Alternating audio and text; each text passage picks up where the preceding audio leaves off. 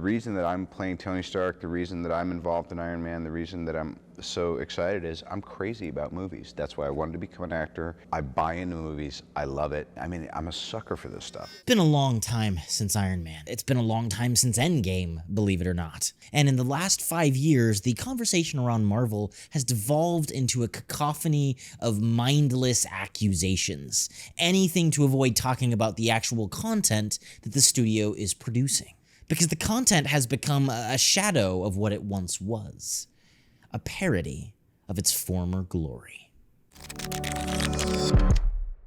There's been a lot of great content made about the impact of Marvel on the Hollywood landscape and movie making in general. It's no wonder that an operation which had amassed over $2.8 billion in profits in just 10 years would seriously impact the creative economy. And that's just box office. I'm not even getting into merchandise sales or streaming. But one of the most interesting findings I discovered was something dubbed the Marvelization of cinema, in a video essay by the channel Like Stories of Old. In this video, he talked about the various aspects of Marvel films and how storytelling entropy, franchises, meta-references, and corporate passion have impacted the current film industry for the worse. But as I was watching the latest installment of the MCU, Agatha All Along, these words still ringing in my head, I came upon a realization. The MCU was so large that not only did it have an impact on the film industry as a whole, it also had an impact on itself.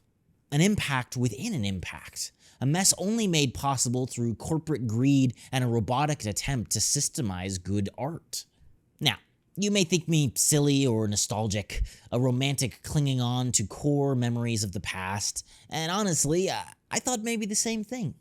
So I sat down one night and rewatched Iron Man 1, and in that 2-hour runtime, my fears were instantly confirmed. So, today, as a sort of spiritual sequel to the Marvelization of cinema, I want to focus on another, more specific phenomenon, the Marvelization of Marvel. When looking at the modern media landscape, it's easy to forget how comparatively young the MCU and superhero movies really are. And I think it's because of the fundamentally transformational impact these movies had on the industry. This is not unprecedented in Hollywood. If you look back through its history, you can see these trends play out with gangster films, westerns, and the same can even be seen in the literary world. The entertainment and literary industries are reactive. And because it takes so long to make a movie or write a book, these reactions can sometimes result in trends lasting 10, 20, 30 years. And the MCU is one of these trends. In an article on their website, Ilium Films breaks down the life of one of these genre cycles into 4 parts. Primitive. This phase is usually the naive one, having a powerful impact but somewhat simple structure. This is the phase when the conventions of the genre are established. Think films like Iron Man, The Incredible Hulk, and Thor. Classical. This is the intermediate phase. The classical ideas of the genre become established and widely accepted by the audience. This would be where you get Captain America and the Avengers. Revisionist. At this point, the genre becomes more symbolic, ambiguous, and stylistically complex, challenging the preconceived conventions of the genre. This is where Iron Man 3, Captain America Winter Soldier, and the Guardians of the Galaxy come in. Parodic.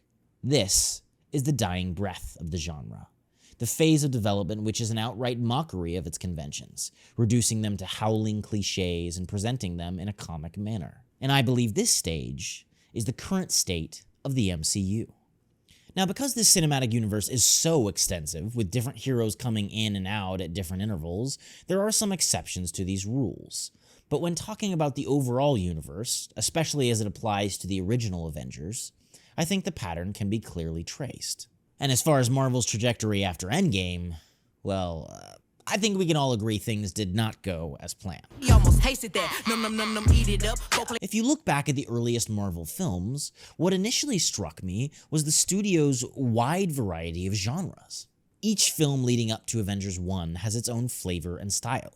I mean, Captain America is a fully fledged period piece, while Thor is a high fantasy. And while I understand that modern Marvel fans would say that the films and television shows have gotten more diverse than ever, exploring unique, styles, mediums, and genres, somehow when I watch them, they all seem generic. like a thin corporate veil rests over everything released after Phase 4. And that's where the idea of parody really comes into play. A parody is defined as an imitation of the style of a particular writer, artist, or genre, with deliberate exaggeration for comedic effect. But the problem with these particular imitations is that they betray a lack of understanding. An understanding, that is, of what actually made the early MCU great, and of the context into which this new MCU is being born. Superhero movies have been around for over 10 years now, and even if you were to somehow recreate the magic of the first Iron Man film, it wouldn't be accepted in the same way. The genre has to keep on growing. But due to an ignorance, deliberate or otherwise, of these facts, Marvel has simply doubled down, trying to not only recreate its past successes, but to be even more successful by simply producing more and more content. And I think this deliberate exaggeration has run rampant through the latest phases of the MCU. In Avengers Endgame, the Marvel Universe lost its main players: Iron Man, Captain America, and a movie later, Thor. And so, in an attempt to retain their audiences, Marvel worked extra hard, releasing more content in 2 years than in the whole 12 that came before. The thought process being, more is better, especially when it comes to populating their new streaming service, Disney+. But the problem with art is that it's not like any other product. It's not just a mixture of elements that you can remix, increasing the different components as you see fit. It's a vision, a representation of the human condition, of the experiences we all have.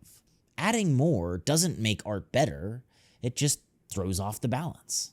But when I watch the early films, the MCU is not at all what its shallow stereotypes make it out to be.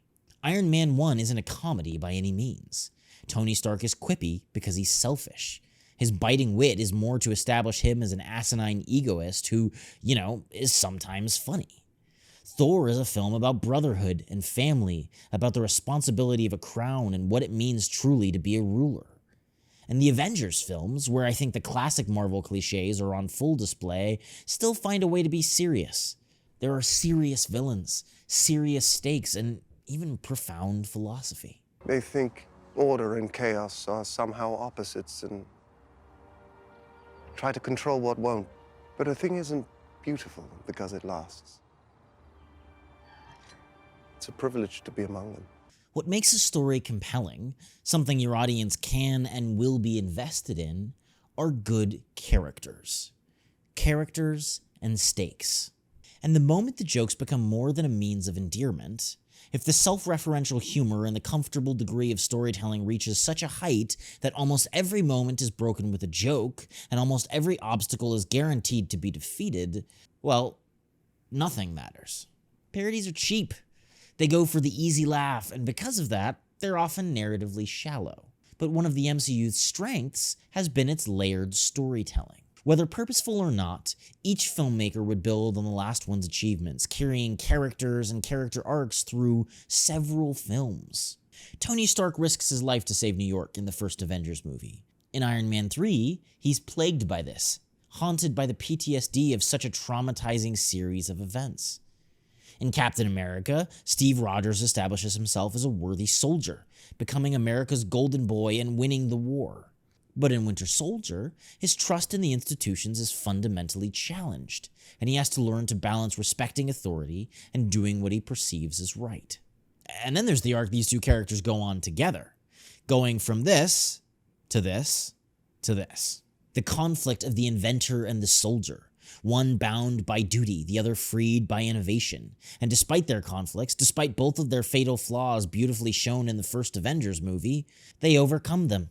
7 years and 15 movies later in Avengers Endgame. But in this current timeline, those layers haven't even begun to be built. They're too busy trying to retain their audiences through nostalgia cash-outs or making movies about already dead characters, or just trying to focus too much on the past instead of letting these new characters thrive in their own right. And that's to say nothing of the overarching story of the universe, the structure of it. Sure, there was a local story structure in each film, but the whole universe also had a general storyline, which kept all the characters and storylines together, coherent, actually something you could follow. a common storyline leading to a common enemy. And it's this unity, this trust, which made us forget about some of the flawed films along the way. No matter if they stumbled, we could always trust the brand. We could always know that where they were headed would be great. But this new version of Marvel can't seem to make up its mind. It's entirely unclear how all of these films connect, and because there's no main villain, at least it's confusing now if there is one, there's nothing for the heroes to unite against. For that matter, there's no one for the heroes to unite behind. The original phases of the MCU had Captain America, Iron Man, and Thor, the three main Avengers. The movies had spent sufficient time developing these characters and getting their audience interested in their lives, love interests, and successes. But now, not only is there no structure to the team, there currently is no real team. The audience hasn't been given enough time to connect with any one of these characters, and it's apparent that Marvel Studios hasn't decided what they want to do with these characters anyway. And then there's the disrespect of the fan base. The concept of a parody implies an inherent disrespect for a work, and as an extension, the fans of that work. Well, this latest slew of MCU projects and directors have done that to themselves. Legacy characters have become entirely emasculated, reduced to butts of cheap jokes, derided for their lack of progressivism, or even just simply used to make a point. I mean, look at Daredevil in the show She-Hulk. Matt Murdock is a character who spent 3 seasons racked with guilt over his actions, a compassionate man with a romantic side, a hero, and a devout Catholic. Yeah, well, in She-Hulk, Murdock shows up for just a couple of jokes, a quick hookup, and an unsubtle commentary on gender roles and the walk of shame. All those hours of character development and incredible television gone in a matter of seconds, just for a stupid joke. And that has happened continually throughout the latest projects of the MCU. The Infinity Stones in Loki, the Avengers musical in Hawkeye, Hulk in all of She-Hulk, and Thor in Thor 3 and 4. It's a slap in the face to the characters and to the fans who have been following these films for years. And that's not even getting into issues like respect for or knowledge of the source material in the comics.